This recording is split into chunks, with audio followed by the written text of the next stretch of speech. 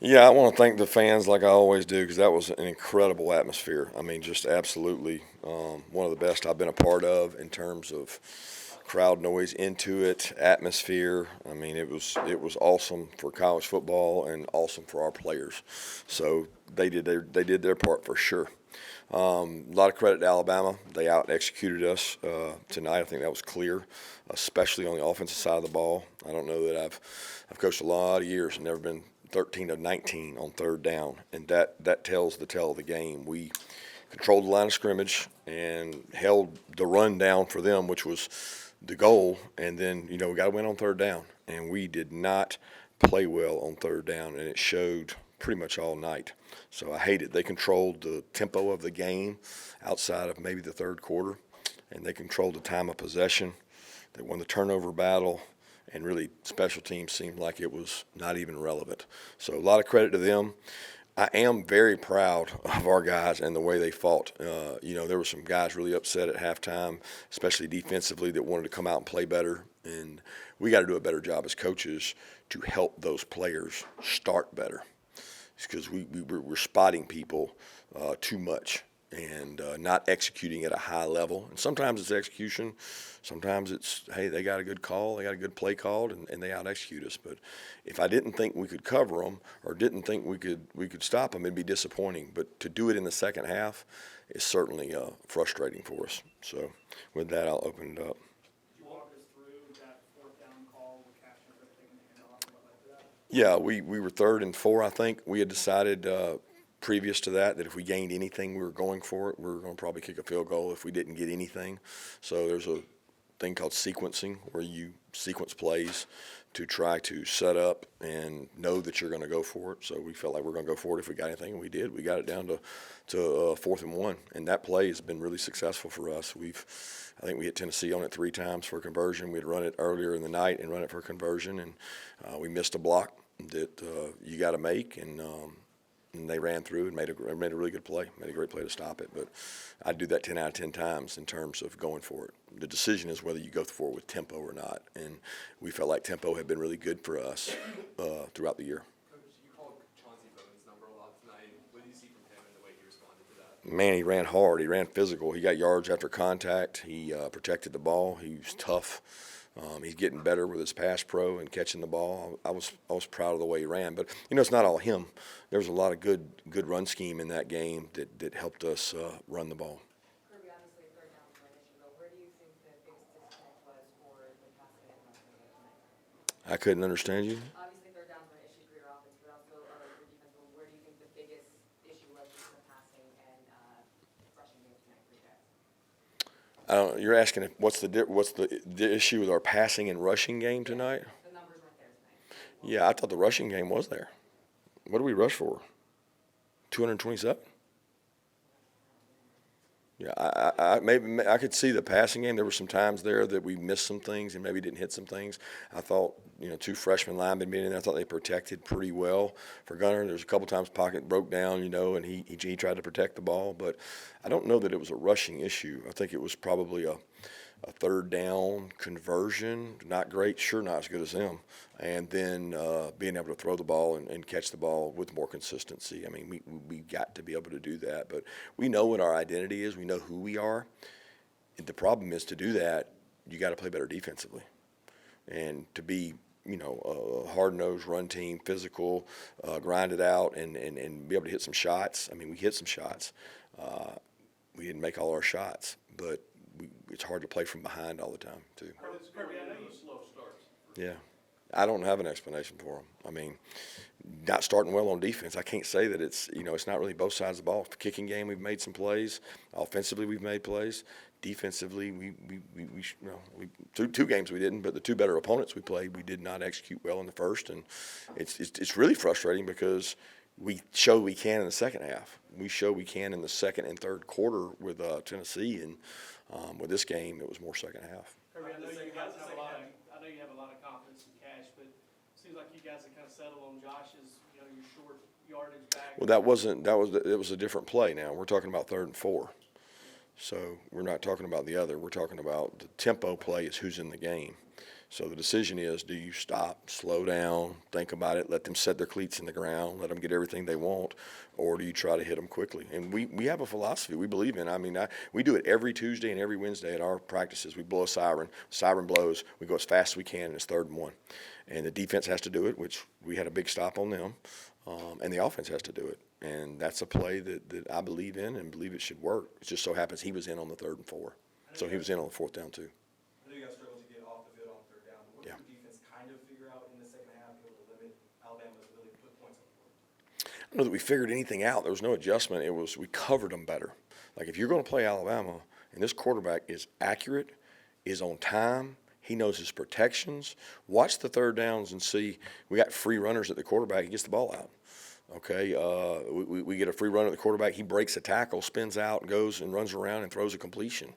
You play zone, he hits you in a soft spot, the cover 2 hole throw. I mean, early in the game, he made some really, really good plays, and we were pitching and throwing to him. But at the end of the day, to play well in this league on 3rd down, you got to be able to put hands on people and cover them. And we did that in the second half. We didn't really do that in the first. And it wasn't that we didn't try. They just beat us. When you talk about the execution being either it wasn't there, how do you make it? Like, how do you practice that? At practice, where's the execution come? Practice. I mean, you have to practice it. You have to execute it. You have to do it with confidence. You have to have guys do it more times the right way. You know, you got to keep doing it. I thought we had some guys grow up out there. I thought DeMello grew up out there. Ellis grew up out there. They got to make some plays and really compete. And, you know, we just got to execute at a higher level defensively and stop some people. Now, you know, you make it about the rush and getting rushed, but if the ball's coming out as quick as it was, and we had a free guy running on one of the 3rd downs, like literally free, and the ball came out before he got there. And that's a good execution by them and poor by us. Kirby, what lessons do you take from this game as you move forward into the season? There's still a lot of season left to play. Lesson I take is that we got a good football team that's got to get better. Like I love the team in that locker room. I have repeatedly said they enjoy practice. They work their butt off. They're not perfect. I mean, I'm telling you guys, this is the new era of what we're going to see. There's games like that all over college football, and they're going to continue to be. And you know what? They got to go play a good team next week. We got to go play a good team next week. It's just what it is. And I realize it's a big game. I realize everybody wants to make a big deal about it. But for us, it happened to us last year, right? Like we got to go worry about the next one because you can't let this game beat you twice. How do you think the loss from last year can help the group this year and kind of the experience from that and taking it forward? Yeah, I don't know. It's very different teams because we're older, more experienced, and this one's, you know, that way we're playing with some young linemen and some young skill guys on defense, and just got to continue to grow and get better. I mean, the key is will the locker room take the team in the right direction, the leadership, and say, okay, we know what we've got to work on. Let's get better at it.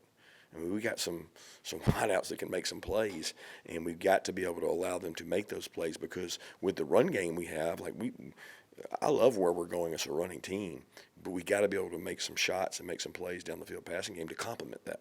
Daniel Harris didn't play tonight for you guys. Was there anything related to that? Nothing really. I mean, he's dealing with a little bit of a growing issue, I think, but played the guys that we thought would give us the best opportunity to win.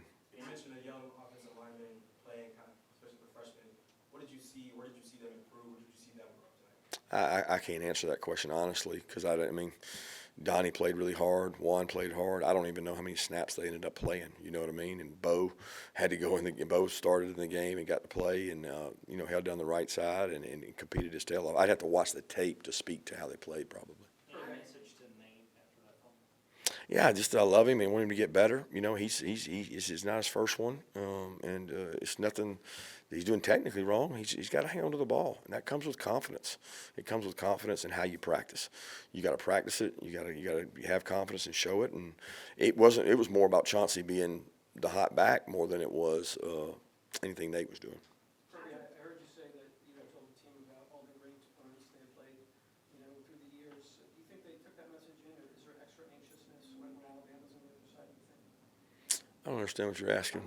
You had said something about, No, we talked about history and what history is the greatest indicator of. The best thing you learn from history is how to win big matchups, right? And they should feel comfortable because our history is we've played 55 or something like that since being here. And the things that I talked about were what wins big games, okay? You're not going to play perfect, accept that, right? The next thing is win your box. See a little, see a lot. And I wanted their focus to be on those three things, not on anything else, because us winning 33 straight games here or my record against Alabama has nothing to do with this game. Everybody else, that's everybody else's story. But what our guys needed to worry about was those other three things, because those control how you win the game. And those examples are things that they instill confidence in you. Like, okay, this is how you win this game. You do this, this, and this, which we didn't necessarily do. Talking about the pass rush some this week, it sounds like you thought they did some good things tonight. How important is it going to be for this defense going forward to have the pass rush to complement the secondary person? Well, we got to affect the quarterback. We got to do a better job affecting the quarterback. I mean, we've got more packages than the man in the moon to affect the quarterback, but we got to do it. We got to do it, and we got to go out there and execute and be able to do it. And teams do get the ball out. They have a stat for how fast the ball comes out, and that sometimes the answer to that is don't rush as many. Then you'll sit there and say, well, they're not getting any pressure. Well, you got more people covering, and that's one of those things that you can get over aggressive. They hit us on two or three screens tonight. There were really good play calls for them, and you got to be smart when you're looking for pressure and they're running screens. Why is it important for you after the game to go up to your guys? And I saw you put some guys' hugs, pat them on the back, and you did it to a lot of them. You said pepper them. What were you trying to instill in them? That's what you do. I mean, if you're the leader of an organization and you're going to lead men, then you got to be at the front. You can't hide. And that's always who I've been in terms of if things aren't going well, then I want the responsibility for that. If things are going well, I want our players to get the acknowledgement in what they do well. If things aren't going well and we're not playing well or we're not doing this well, we're not doing that, that's my responsibility, and it starts with me, and I want them to know that. And they'll take ownership in looking in the mirror and having AAR, after action review, and go get better. Like, that's all we can do. We can go get better, and that's what we need to do. You got time for one more question? You're 1-7 against Alabama now. Do you worry that that's maybe when you face Alabama, you're scheduled to play them again next year, that maybe starts to linger with this program? I mean, what's everybody else's record against them? You got it? I don't either. Like, I don't lose sleep over that, because those games have been like championship caliber games, right? And even when we play in the regular season, they've been. I just saw 25 scouts out there. They're all there to watch these teams play. So that's not going to affect me. Like, I'm going to be happy and just go lucky if our team comes back and plays well. That's what I worry about. But that's just, we got to get better. And next year, it won't have anything to do with this year. Thank you, guys.